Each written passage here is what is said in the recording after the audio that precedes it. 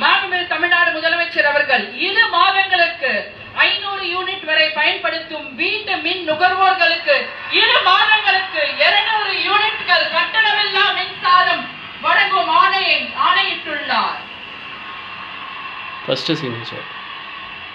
மாண்புமிகு தமிழ்நாடு முதலமைச்சர் அவர்கள் பெண்களின் பாதுகாப்பினை மேம்படுத்தும் பொருட்டு தடுப்பு மற்றும் பாதுகாப்பு யுக்திகளை முதன்மை மற்றும் ஒற்றை இலக்கை கொண்டு செயல்பட சிங்கப்பெண் சிறப்பு அதிரடி படையை உருவாக்குவதற்கு ஆணையிட்டுள்ளார்.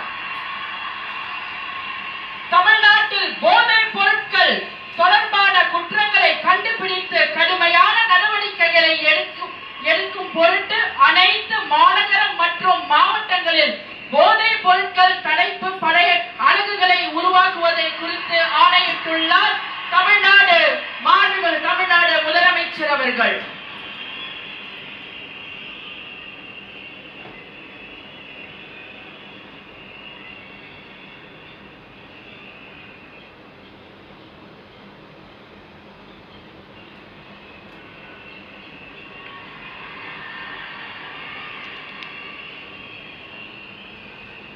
We welcome the Honorable Chief Minister of Tamil Nadu to address the gathering.